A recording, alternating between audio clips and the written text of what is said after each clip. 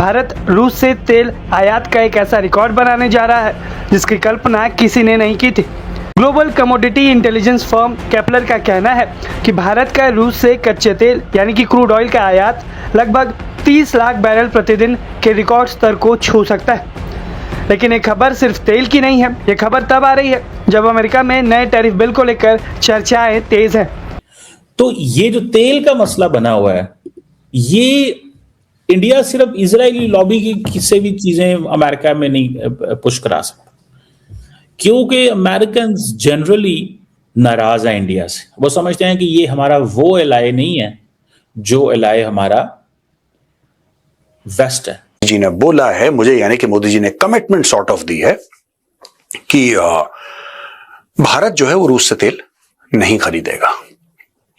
लेकिन लिहाजा ठीक है, अच्छी बात है, लेकिन fact of the matter is कि भारत इमीडिएटली तो रोक नहीं सकता, क्योंकि आपने कुछ पैसे दे रखे हैं। तो इन कोर्स ऑफ टाइम भारत ये तेल खरीदना बंद कर देगा। मोदी जी ने गंगा उल्टी बहानी शुरू कर दी है और दुनिया बोल भी नहीं रही। हमने तेल को इलीगली हमने एक्सपोर्ट करना शुरू कर दिया, यानी कि ऑयल की स्मगलिंग हमने शुरू कर दी है।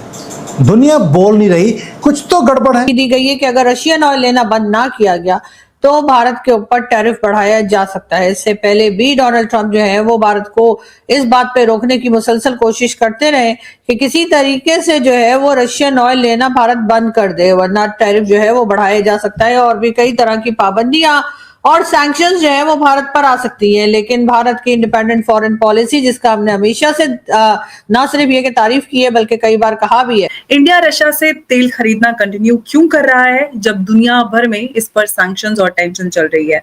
क्या ये इंडिया का अपना स्ट्रेटेजिक फैसला है या फिर इसे हम ग्लोबल एनर्जी स्टेबिलिटी के लिए एक जरूरी कदम समझ सकते हैं?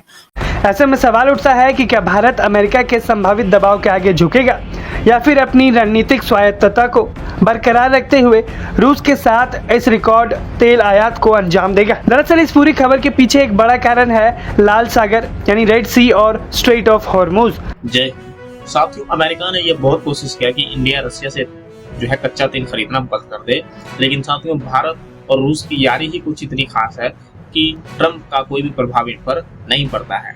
और साथियों अब ये खबर आ रही है कि भारत ने रशिया से जो कच्चा ऑयल खरीदा, इसके ऊपर भारत एक रिकॉर्ड बनाने जा रहा है। यानी कि इस समय जो युद्ध चल रहा था, ये खाड़ी देश युद्ध के चक्कर में फंसे रहे थे और वहां से जो है कच्चा ऑयल बाहर नहीं निकल पा रहा। तो जाहिर सी बात है साथियों, भारत अपनी जरूरत को पूरा करने के लिए ये इन पर तो निर्भर पूरी तरीके से रहेगा नहीं। इसीलिए भारत ने रशिया से इतने तेल खरीदे कि ट्रंप के भी पसीने छूट गए। बीच बीच में ट्रंप ने यह कहना चालू कर दिया कि अगर इंडिया रशिया से ऑयल खरीदना जारी रखेगा तो हम उन पर एक्स्ट्रा टैरिफ लगा देंगे। और कई बार उसने टैरिफ लगाया 12.5%, 25%, फिर घटाया, फिर 18% किया।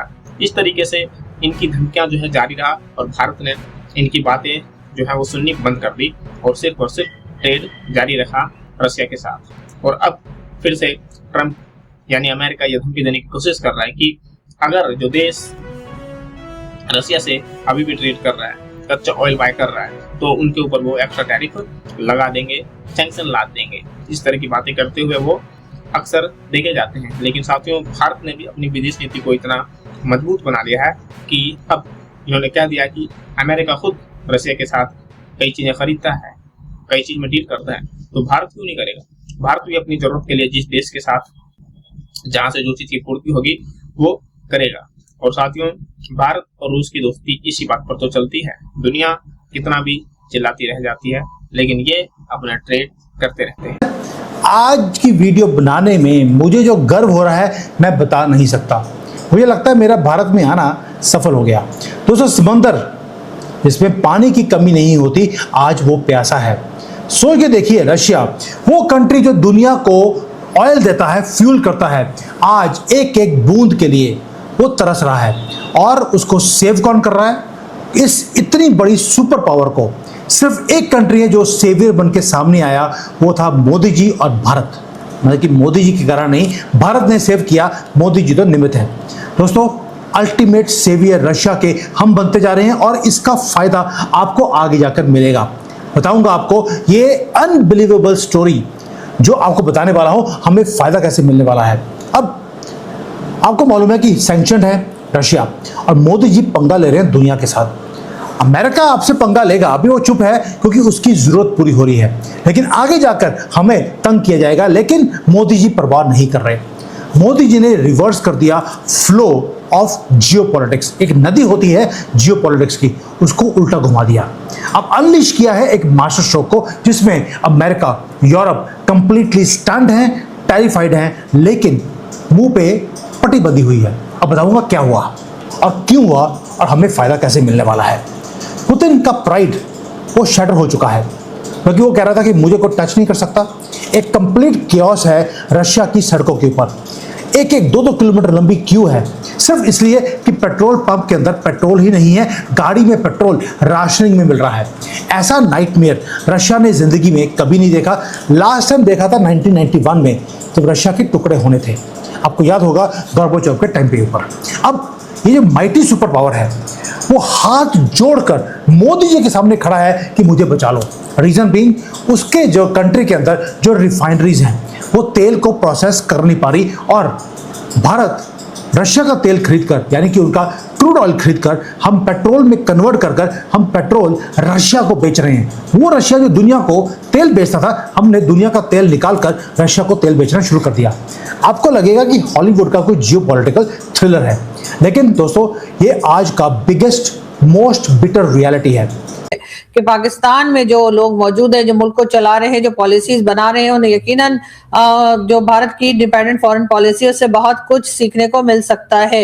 अब ये और बात है कि हम भारत को अपना दुश्मन माने या भारत को ये समझें कि भारत हमारे साथ अच्छा सलूक नहीं कर रहा है, हमारे टर्म्स अच्छे नहीं है। लेकिन जो कहते हैं ना कि अच्छी चीज तो आप अपने दुश्मन से भी सीख सकते हैं, या जिसको आप दुश्मन माने उससे भी सीखी जा सकती है। तो इस वक्त आप लाख कहिए कि भारत के साथ आपके टर्म्स खराब हैं या भारत के साथ आप अच्छे से नहीं रह पा रहे, लेकिन ये जरूर है कि आप कुछ भी कहिए, लेकिन चाहे भारत की इकोनॉमी हो, चाहे भारत की फॉरेन पॉलिसी हो, उसकी तरफ अगर हम देखें तो काफी हद तक भारत अपनी फॉरेन पॉलिसी को इंडिपेंडेंट कर चुका है और करता चला आ रहा है। उसकी रीजन ये भी है कि हर जगह उनको जाकर जो है पाकिस्तान की तरह IMF या वर्ल्ड बैंक नहीं जाना पड़ता, या बार बार उनको डोनेशंस या लोन की जरूरत नहीं पड़ती। इसलिए भी शायद हम कह सकते हैं कि काफी हद तक जो है वो डोनाल्ड ट्रंप की जो कही बात है उसके ऊपर भारत कोई रिस्पॉन्स नहीं कर रहा है। अब ये कहना, एक बार फिर डोनाल्ड ट्रंप को ये कहना पड़ गया। एक तरफ तो Donald Trump prime minister Modi की तारीफें करते भी दिखाई देते हैं और उनका कहना है कि वो एक बहुत अच्छे इंसान है, बहुत अच्छे प्राइम मिनिस्टर है, तो दूसरी तरफ डोनाल्ड ट्रंप का ये भी कहना है कि अगर रशियन ऑयल लेना बंद ना किया तो और भी मजीद जो है भारत के ऊपर टैरिफ लगाया जा सकता है। यहाँ पर मैं फिर वही कहूंगी, जितनी भी गवर्नमेंट्स आई पाकिस्तान में, चाहे वो मिलिट्री डिक्टेटर्स हो, चाहे वो सिविलियन गवर्नमेंट जो कि यही कहिए कि एक तरह से मिलिट्री एस्टेब्लिशमेंट की लाई हुई होती है, चाहे वो नवाज शरीफ, शहबाज शरीफ, इमरान खान, बेनजीर भुट्टो, जुल्फिकार अली भुट्टो, या किसी का भी नाम ले लीजिए, ये जितने भी लोग आए, कभी किसी ने सीरियसली जो है ना तो वाटर शॉर्टेज के ऊपर काम किया है और ना ही पाकिस्तान की इकोनॉमी पे काम किया।